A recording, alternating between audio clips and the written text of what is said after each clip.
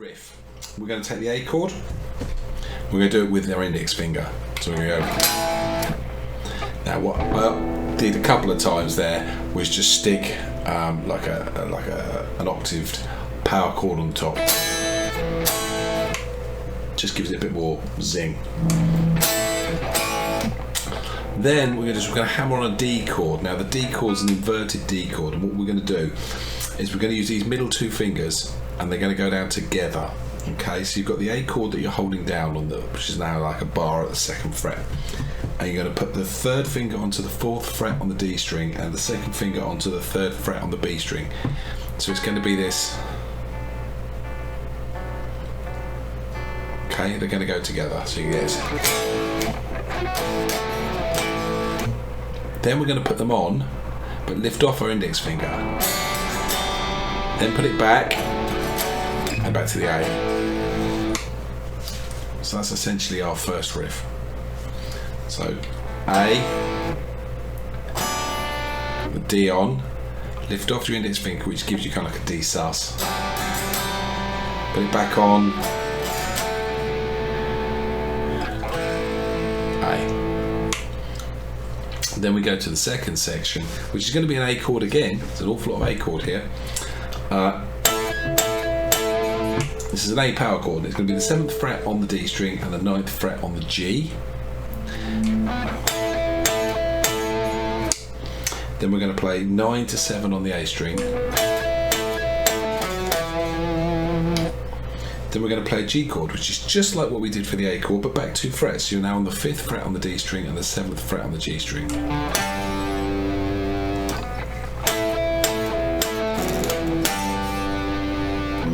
Then we're going to slip the index finger back a fret to give us the 4th fret on the D and the 7th fret on the G. This kind of implies an inverted D chord. Back up to the A. So nice and slow.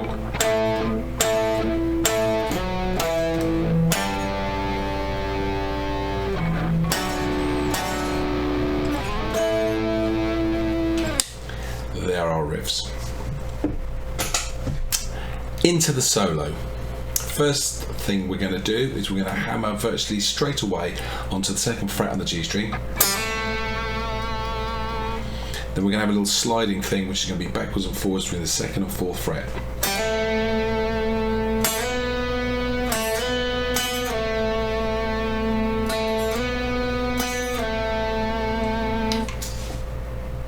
Then we're going to do a similar idea on the B string, which is going to be the 3rd fret slid virtually instantaneously into the 5th fret on the B string. And we're going to go backwards and forwards between the 5th and the 7th fret. So we get.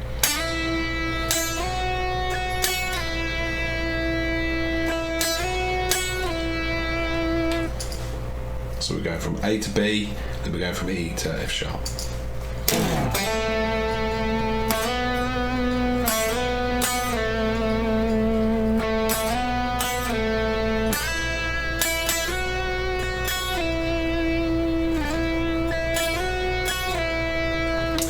Back to our G string, 2nd fret up to the 4th. And then we're going to leap over a string to the high E string, a 5th fret. And then keeping our finger here on the 4th fret on the G, we're going to give a little bend out, a semitone, and then slide back to the 2nd fret. So this is a fun little move. Now you could pull that note down. As long as the string is bent, a semitone, it doesn't really make a lot of difference if you're going up or down with it.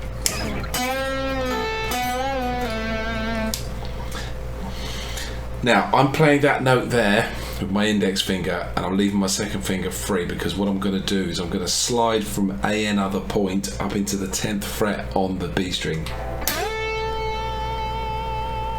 And that's going to be my middle finger, and you'll understand why in just a second. So you've got this.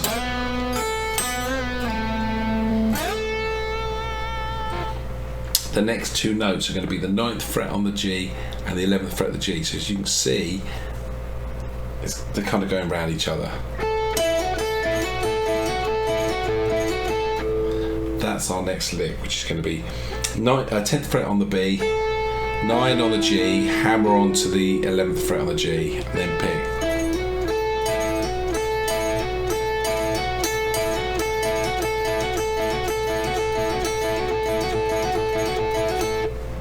Okay, and I think we repeat that 5 times.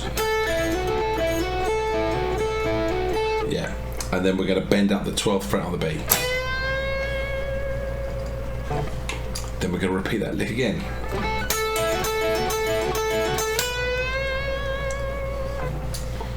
Then we're going to switch round and we're going to play 12 on the B, bend it up, let it down, 10 on the B, 11 on the G, back to 10 on the B.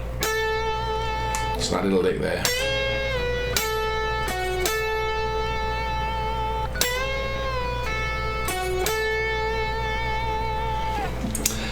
Then we're going to imitate the lick we did here, but up on the high E string and the B string.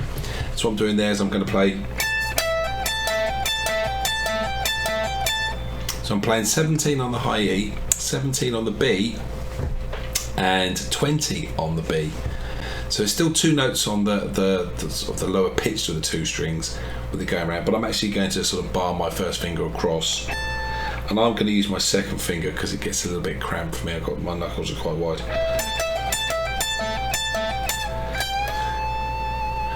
And then I'm going to bend up that 20th fret on the B string, or the note of G, up to an A.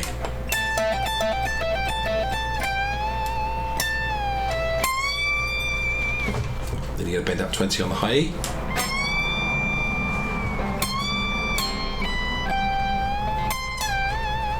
We've got this little pull-off thing.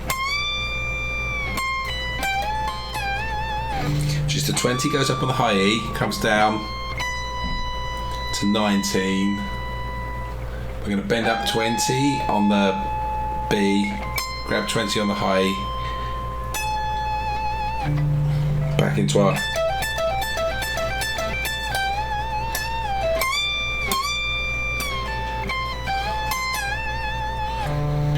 and then we're going to play 20 on the B, bent up, let down, 19 on the B to 17 on the B.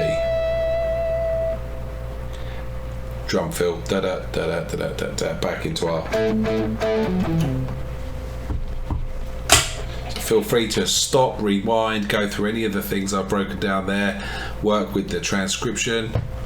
All right now.